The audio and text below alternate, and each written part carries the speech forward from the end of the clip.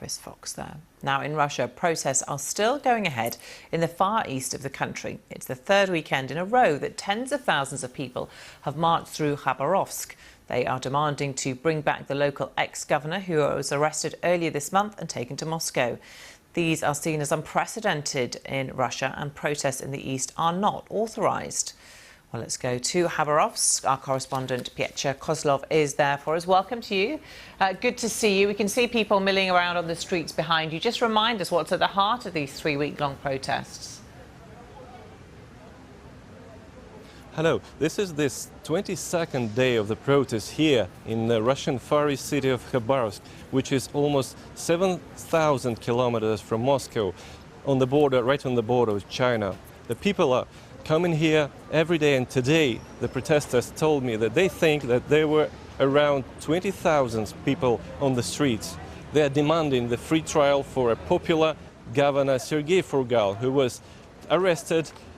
He was taken to Moscow and right now is waiting for a trial in a remand prison. He's accused of organizing killing two people here. Now, it's very unusual for the authorities to tolerate these kind of protests, certainly the length of time these have been going on. What are they saying? This is quite unprecedented protest, neither for Moscow nor for the Russian region. The protesters, the people, they are saying this is the grassroots protest.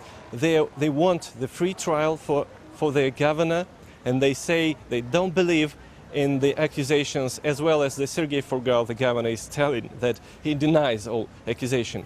Moscow, Kremlin and Vladimir Putin still not commenting on this, but the press secretary of Vladimir Putin, Peskov, told that there is no politics in this case. But the protesters are sure that the thing is that Sergey Furgal became too popular, possibly even more popular than President Vladimir Putin here, and that's why they thought that he was taken, and they disagree with this.